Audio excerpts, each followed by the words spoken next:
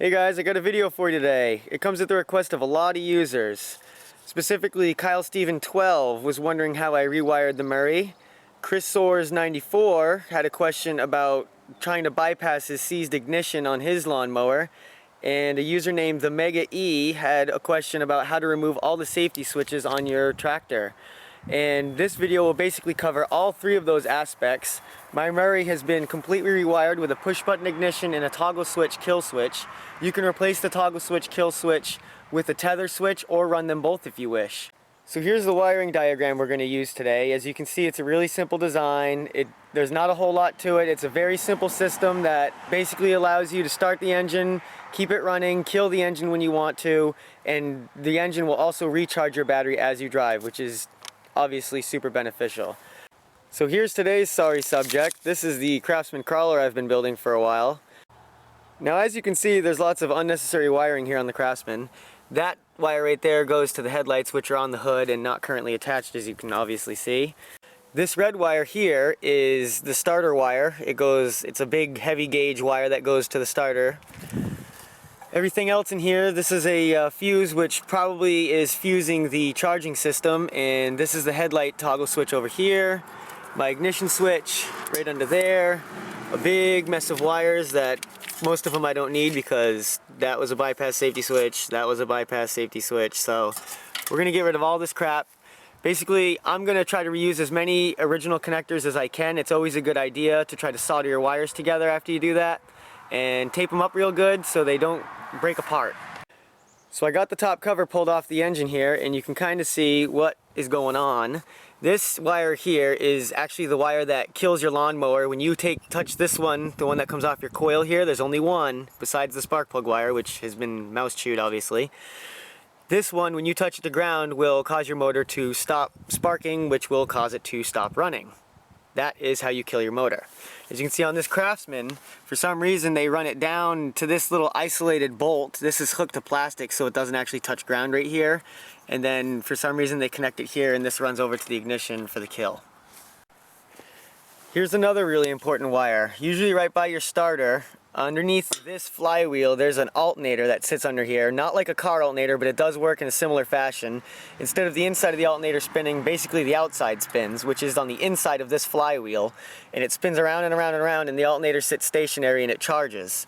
This little wire here, this one will allow you to recharge your battery and run headlights and accessories. Not a whole lot, but it'll recharge your battery, which is the most important thing.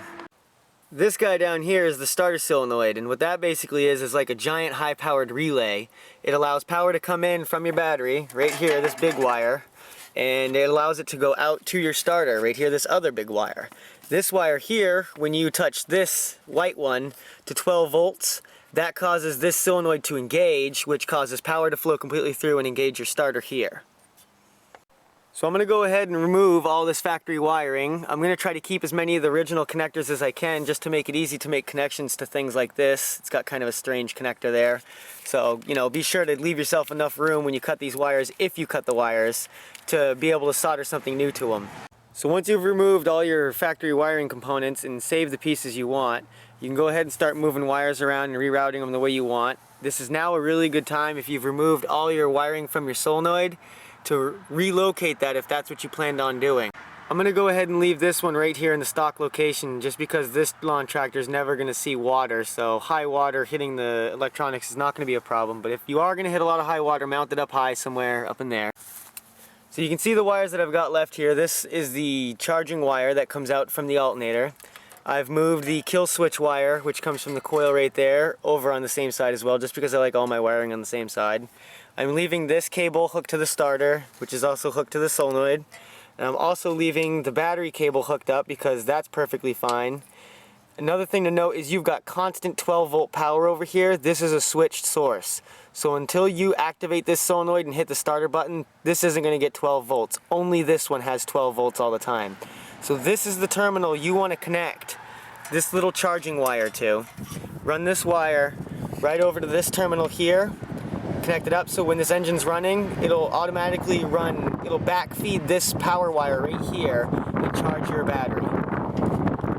This white wire right here is the wire that activates the solenoid. This is the one that will hook up to one side of our push button. So here's what we got to make this whole push button ignition work. Obviously you got to have your push button. I use horn switches for cars. You can get universal ones at an auto parts store pretty cheap, usually less than $5. And just a regular toggle switch, you know, try to make sure it's at least like, I don't know, 10 amps, just so you know it's gonna work and not burn out. So the first thing you're probably going to want to do is mount your toggle kill switch or tether switch, whatever it is you decided to use. And once you get that mounted, you can go ahead and wire it up.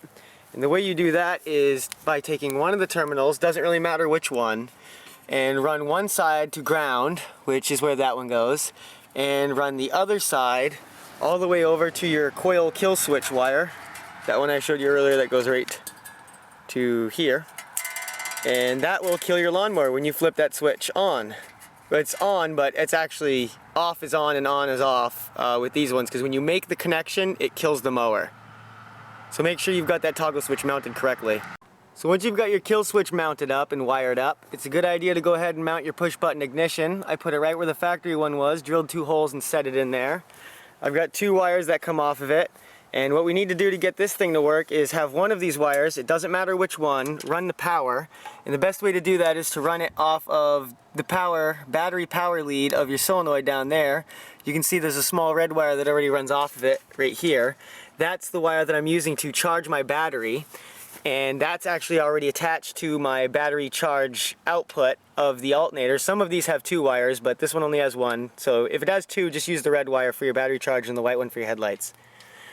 But like I was saying, the push button ignition, one terminal has to attach to that hot power source where it's always got positive battery, and the other one, the other end of your push button, the other wire, is going to attach to the white wire or the starter switch on your solenoid. So now we're all wired up. You can see there's a lot less of a wiring mess in here. There's no safety switches, there's no kill switches or anything that's going to screw you over. Make sure you solder all your connections up.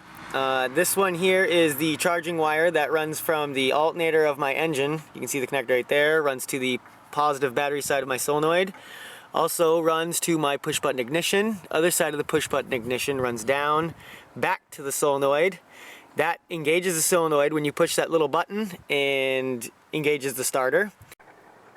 So now you're basically completely wired with a push button ignition. Only thing to do now is reinstall the gas tank, make sure all the connections are good and soldered, and try to fire it up. Also, before you go ahead and assemble everything, it's never a bad idea to make sure you got everything nice and tidy. You got about 4 or 5 zip ties in here holding everything together. It keeps everything nice and close together and out of harm's way. Okay, so now that we're all wired, I got the hood back on there. We're pretty much ready to go. I'm going to test fire this thing, see if everything works. I haven't started this up yet this year at all. I'm boosting it right now because I don't have a battery mounted to this lawnmower yet. But that's on my short list of things to do.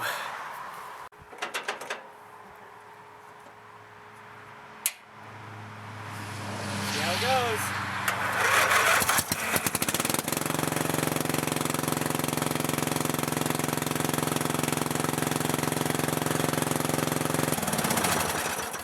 Kill switch works. Push button works. Everything works.